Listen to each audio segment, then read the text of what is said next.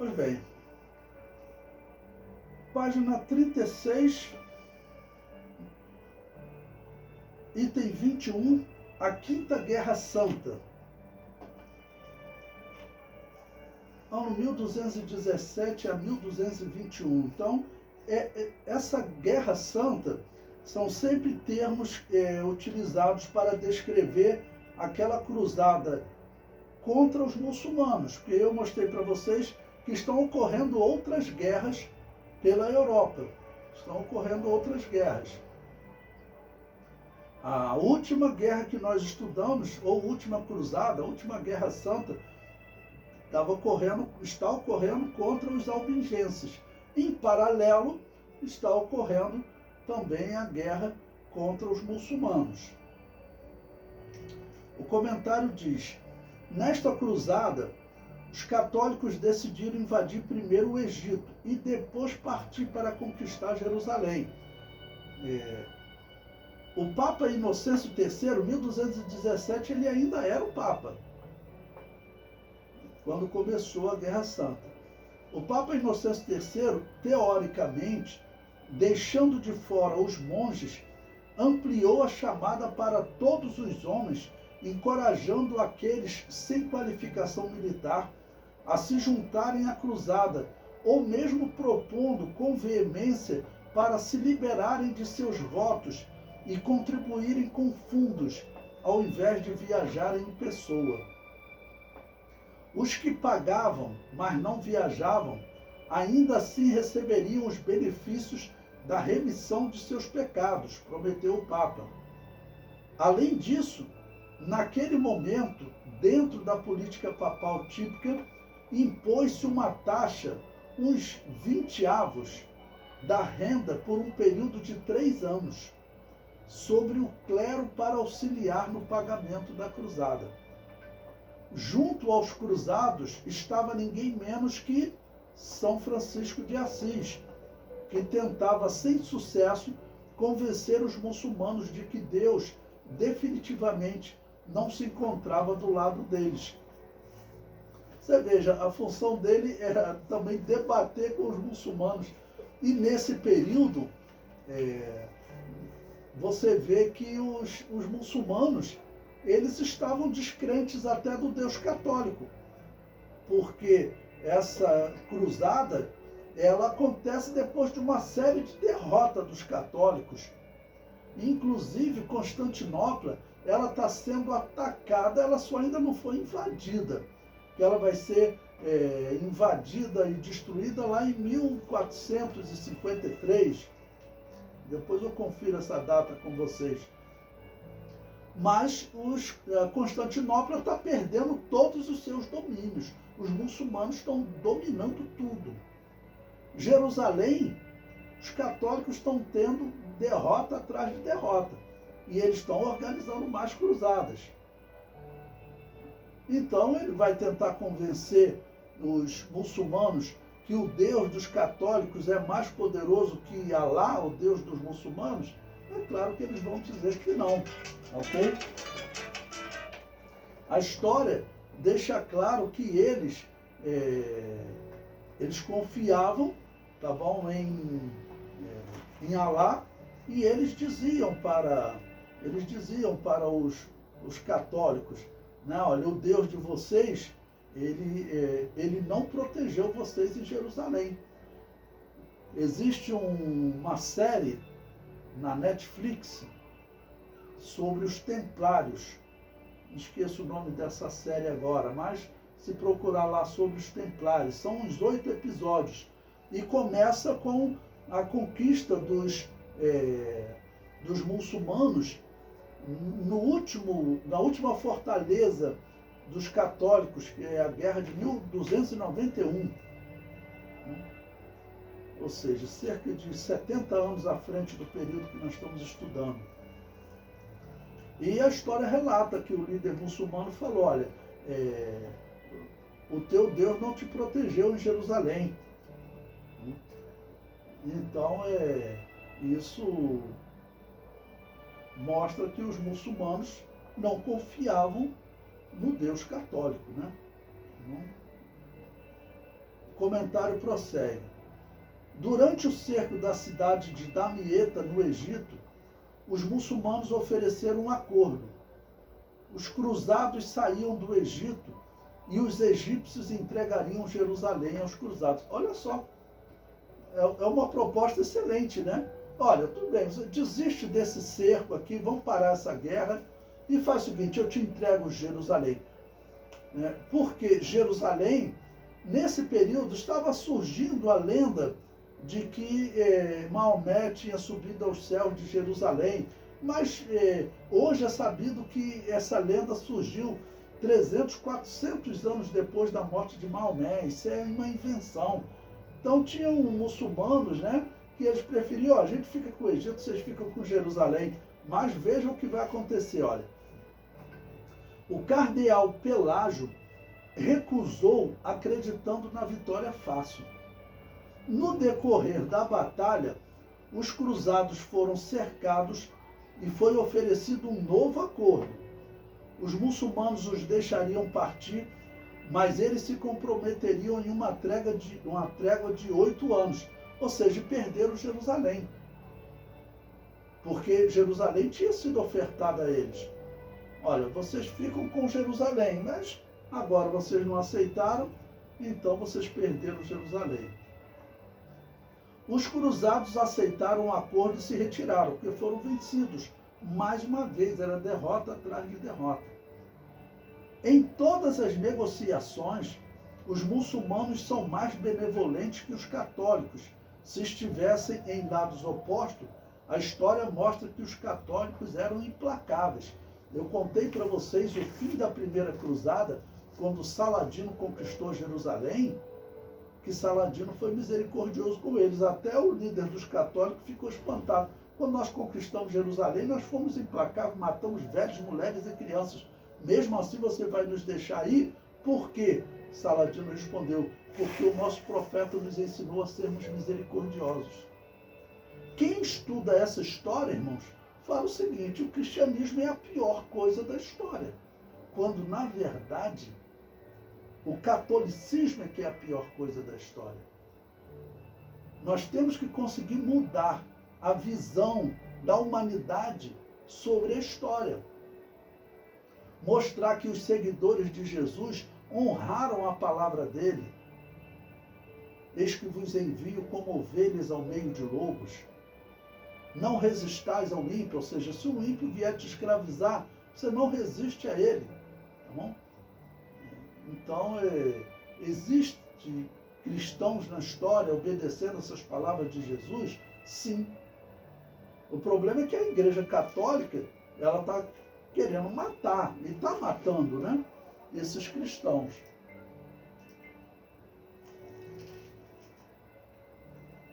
Agora, o item 22 do nosso material didático, na página 37, vamos falar de Francisco de Assis. É claro que eu não chamo de santo, né? Porque esses homens não têm nada de santo. Francisco de Assis, a ordem dos franciscanos, trabalhava junto com a ordem dos dominicanos na Inquisição, logo na matança. Ok? Isso você pode ver, eu vou mostrar aqui alguns textos, mas você pode fazer uma pesquisa rápida na internet, você encontra vastos documentos sobre isso. Bom, o tempo que nós vamos estudar agora, 1223. Já haviam 15 anos, desde 1215, que está acontecendo a Inquisição Católica. Então veja, Francisco de Assis, que viveu de 1181 a 1282, é considerado santo pelos católicos e por alguns historiadores. Eu cito aí um historiador que diz: crescia no final do século XII o número daqueles que aspiravam à perfeição evangélica. Estes procuraram a via da espiritualidade penitencial, transformando aquela corrente em um verdadeiro movimento. Francisco de Assis aglutinou parte considerável daquele contingente humano.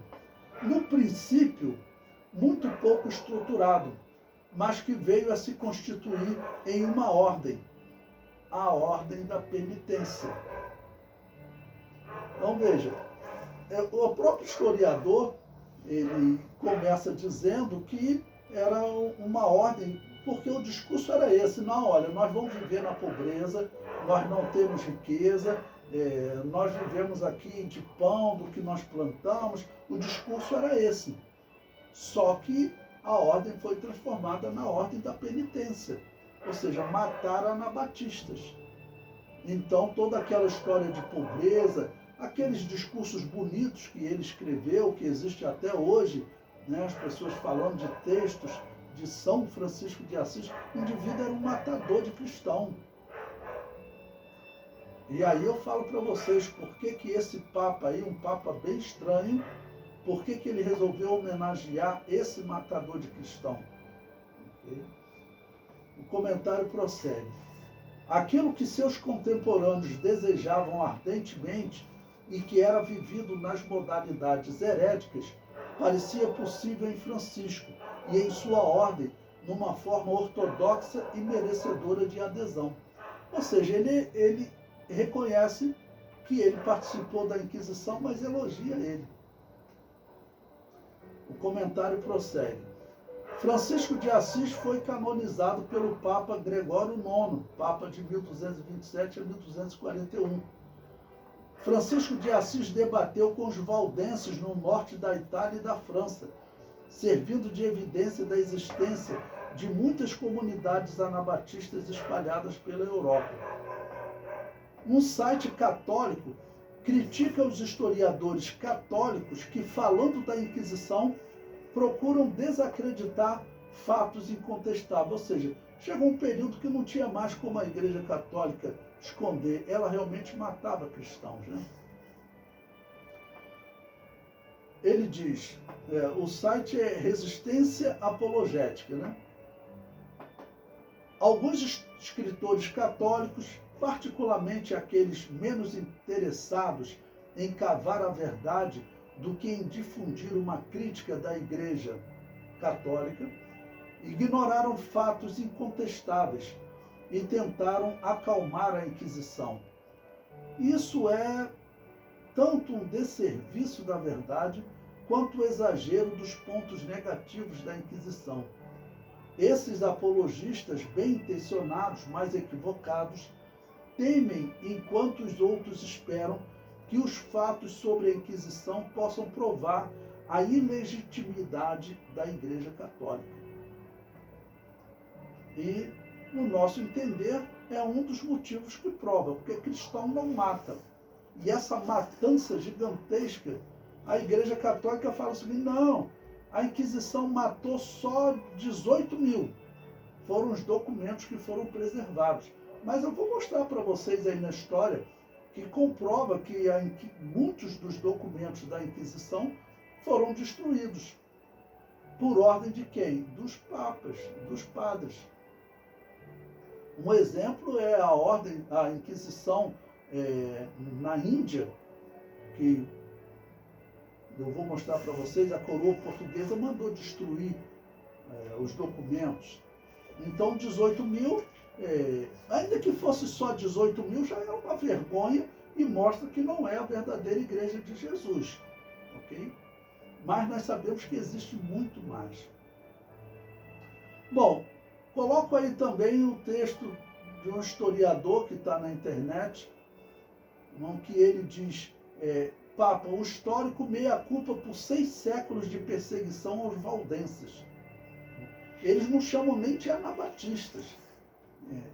Okay? Eles chamam de valdenses, até mentindo, dizendo que é ligado a Pedro Valdo, mas eu mostrei para vocês que o valdenses vem do termo vales, né, das pessoas que viviam nos vales lá do norte da Itália e sul da França.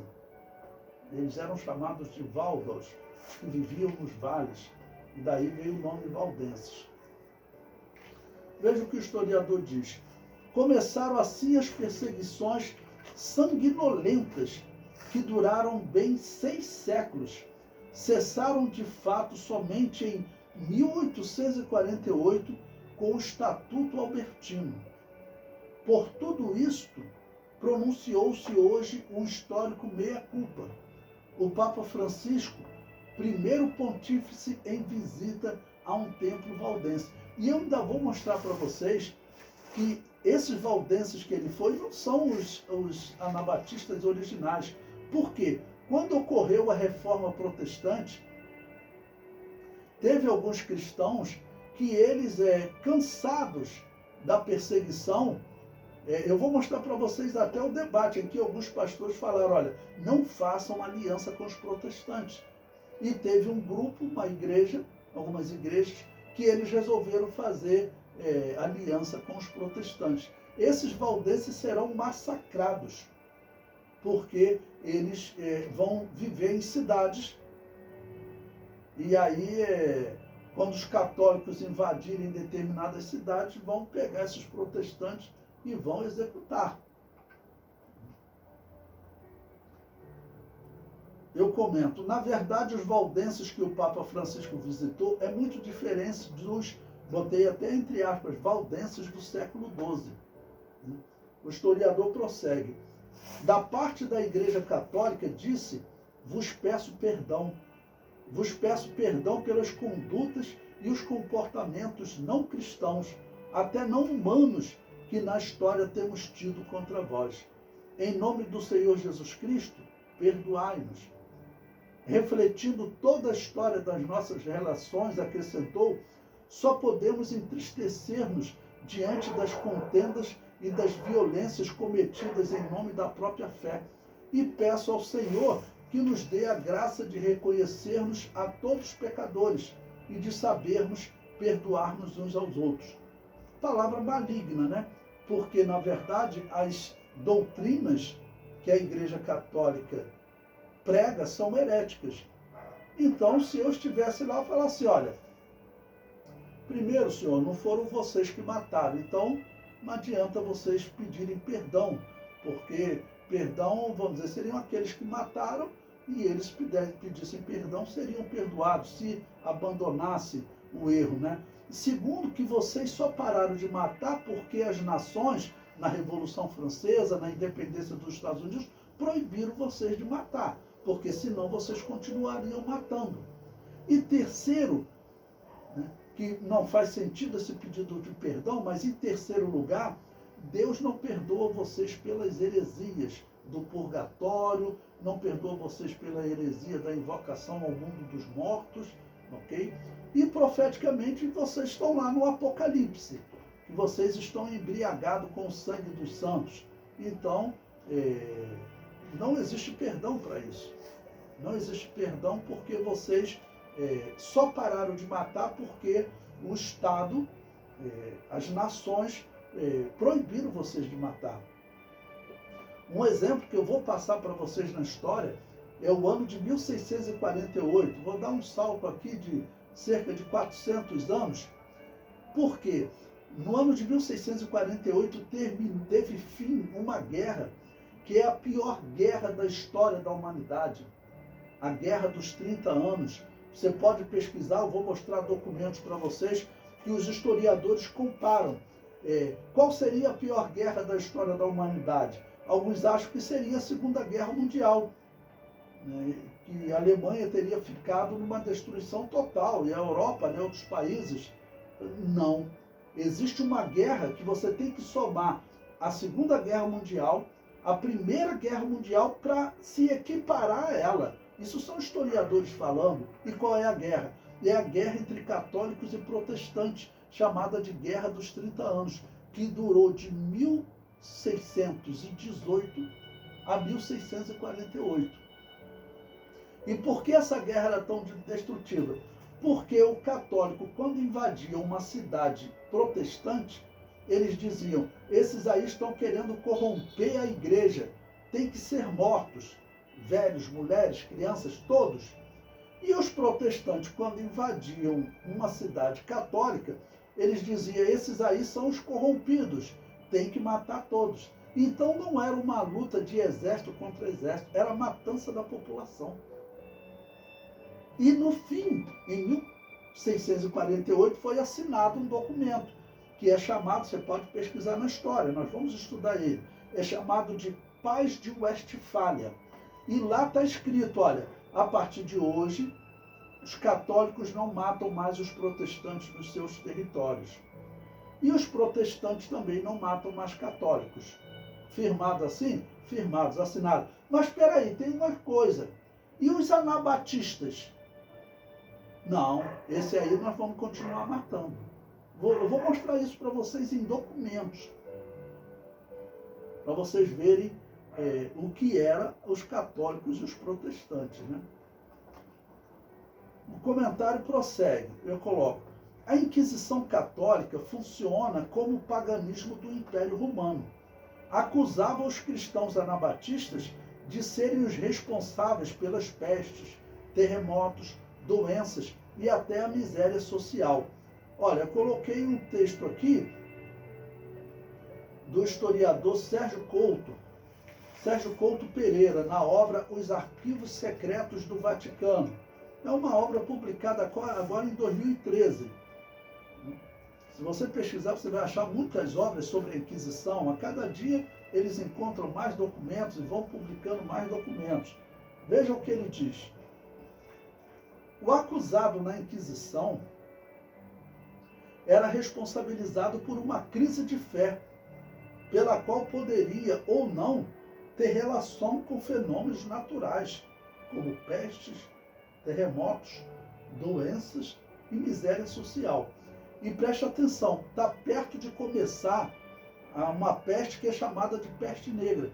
Quem você acha que os papas vão acusar como sendo responsáveis pela peste negra? Os anabatistas e os judeus.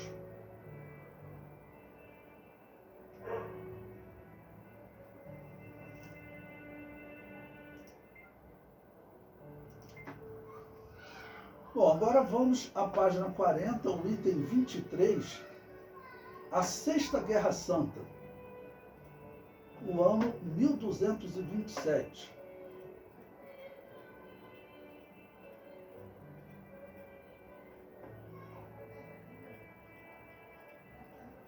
Pois bem, aquela guerra, a Quinta Guerra Santa foi uma humilhação, né?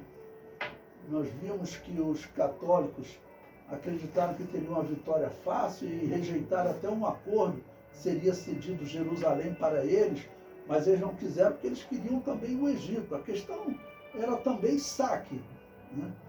E ela terminou em 1221. 6 anos depois, em 1227, vai surgir uma nova proposta de Guerra Santa, que é a chamada de a Sexta Guerra Santa. Ano 1227 da era cristã. Para escapar do fogo eterno, separado para os excomungados, o imperador Frederico II decidiu organizar uma nova cruzada. Esse imperador ele tinha sido excomungado pelo Papa, ele se desentendia com o Papa e estava agora na situação de ficar no fogo eterno. Então ele falou, olha, eu vou lutar por Jerusalém, vou agradar o Papa. Olha, Jerusalém encontrava-se fora das mãos católicas desde 1187, quando eles perderam Jerusalém para Saladino. Ok? Então já eram aí 40 anos. Já eram 40 anos. Então eu comento, haviam se passado 40 anos da vergonhosa derrota para o exército de Saladino. Bom, seguir aquele padrão, colocar um texto de um historiador para nós podermos analisar, né? E aqui até da história Info-Escola, eu vi que ele resumiu bem a cruzada, então eu coloquei aí para vocês. Ele diz, a Sexta Cruzada foi lançada pelo imperador do Sacro Império, Frederico II, no ano de 1227. Não obteve o êxito esperado e marcou-se por um dos fatos mais interessantes. Seu propagador foi excomungado pelo Papa por 2 vezes. Frederico II era herdeiro do trono de Jerusalém e desejava tomar posse de seus direitos em Chipre e Jerusalém, Acre. Convocou então uma cruzada para o ano de 1227. Entretanto, Frederico II era partidário do diálogo com os muçulmanos em lugar de se envolver as questões por via de guerras. Ou seja, ele queria dialogar, né? No mesmo ano de 1227, o sultão do Egito enviou uma comitiva de paz para conversar com o imperador do Sacro Império, adepto do diálogo. Resolveu aguardá-lo, mesmo tendo já sua frota partido para o Oriente. O Papa Gregório IX, que era o Papa agora de 1227, né, vai até 1241, não ficou satisfeito com o comportamento de Frederico. Ele resolveu dialogar, né, tentar negociar. E o atraso que causara no avanço da cruzada. E então, pela primeira vez, o excomungou. A excomunhão traria graves consequências para a autoridade de Frederico II. Seu reinado durou de 1225 a 1245. E principalmente para o desenrolar da cruzada. Então, só partiu no verão do ano seguinte, em 1228. Mas os reis católicos resolveram não apoiar o excomungado líder da nova cruzada. Lembre-se que eu mostrei para vocês imperadores que até o filho se rebelou, porque a excomunhão do Papa significava que ele não era mais um homem abençoado por Deus. Ele estava sob maldição, vamos assim dizer. Então os outros reis falaram, não, excomungado, Deus não ajuda ele, então não vou participar dessa cruzada não. E tudo por quê? Porque o homem resolveu negociar, né? Frederico II tinha esperança de ser bem sucedido no empreendimento que liderava, almejando livrar-se da excomunhão recebida. Todavia, o Papa Gregório IX resolveu convocar outra cruzada. Presta atenção nisso, irmão. Mas desta vez o ataque cairia sobre as possessões de Frederico II na Península Itálica. Ou seja, excomunguei ele, os reis agora não estão apoiando ele, agora eu vou atacar os territórios dele. Ele está lá, né, nessa guerra, lá no Oriente Médio, ele tem pouco soldado aqui, eu vou conquistar as terras dele. Olha que absurdo. Enquanto Frederico II avançava rumo ao Oriente, seu exército diminuía gradativamente. A ocorrência da excomunhão fez com que muitos integrantes da cruzada desistissem de acompanhá-la e tivessem hostilidade com o movimento. O pequeno exército que sobrou para combater no Oriente foi auxiliado pelos cavaleiros teutônicos, ou seja, cavaleiros que estavam na cruzada nórdica, que eram chamados de cavaleiros teutônicos, né? Quando finalmente chegou ao Oriente, Frederico II agiu de acordo com sua convicção, trocando a guerra pelo diálogo. Mais uma vez, o Papa reprovou a atitude do imperador e tornou a excomungá-lo. A religião islâmica atraía especialmente Frederico II. Irmãos, qualquer um que participava de negociação com o Papa, eu mostrei para vocês em outras cruzadas, eles, por exemplo, diziam, rapaz, é melhor servir a Alá, se relacionar lá com os líderes, né, da religião muçulmana do que com o papado. Isso aí não tem dúvida, né? Eles representavam o que tem de pior em termos de religião. Ninguém, nenhum religioso organizou tanta guerra santa quanto a Igreja Católica. Então é o pior que existe em termos de religião. Por isso que eu brigo sempre briguei com meus alunos, dizendo para eles, olha, não chame aquela instituição de cristianismo, porque você está pecando em termos de história e em termos de doutrina. Bom, então a religião islâmica atraía especialmente Frederico II. Os muçulmanos o receberam em seus territórios, admirados com o tamanho conhecimento da cultura islâmica que o imperador católico possuía. Veja que o historiador, né, do Brasil Escola, né, vamos dizer, o que o governo cria, os historiadores do governo criam, eles chamam de cristão. Aí eu coloco, não são cristãos, eu botei ali, católico. Tal fato foi fundamental para que realmente houvesse diálogo entre católicos e muçulmanos, e principalmente para se estabelecer um acordo. Utilizando da diplomacia e aproveitando-se das desavenças entre os sultões do Egito e de Damasco, foi firmado um tratado, especialmente com Malik el-Kamil, do Egito, estabelecendo a soberania católica nos territórios de Acre, Java, Sidom, Nazaré, Belém e Jerusalém por um período de 10 anos. Né? Sempre o historiador está chamando de cristão, estou chamando de católico. Ou seja, entregaram diversas terras. Vocês serão soberanos em Jerusalém. Mais uma vez, os católicos recebem Jerusalém. Né?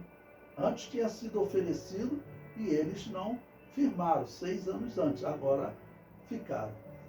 O Tratado de Java, como ficou conhecido, foi assinado em 1229, reconhecendo a soberania dos católicos, não cristãos, por um vasto território que lhes concedia acesso ao mar.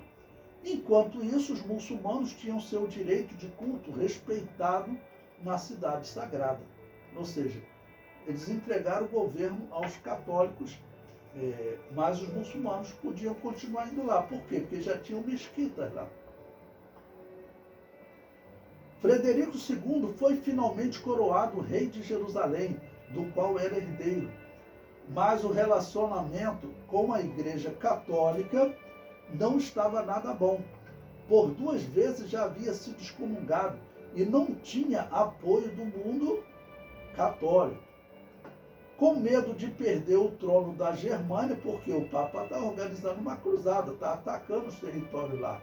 E em Nápoles, por conta da cruzada convocada pelo Papa Gregório IX para atacar seus domínios, Frederico preferiu retornar à Europa para tentar mantê-los. Ao regressar, procurou retomar as ligações com Roma em 1230. Mesmo não gostando da atitude dos papas, a crença dele dizia que aqueles eram os representantes da palavra de Jesus e que ele controlava a vida desse imperador depois da morte. Aí, claro que todo mundo ficava com medo, né? Porque ele vai deixar minha alma no purgatório. O historiador prossegue. Enquanto isso, no Oriente, os católicos mantinham a soberania no território, mesmo com o rei não presente. Todavia, em 1244, foram atacados em Gaza e terminaram por perder os santos lugares. Ou seja, a cruzada terminou numa derrota novamente. Ok? Então, vamos dizer, em 1229, ele conseguiu, mas 15 anos depois, os muçulmanos que estavam lá no controle falaram, esses católicos não estão governando bem a terra. E aí o que eles fizeram? Atacaram e tomaram de novo a cidade. E provavelmente os católicos realmente, eles eram violentos com os muçulmanos. A história comprova isso. Quando eles dominaram Jerusalém, eles não tratavam os muçulmanos com respeito. E aí, 15 anos depois, acabaram que foram atacados e perderam novamente os territórios. Ok?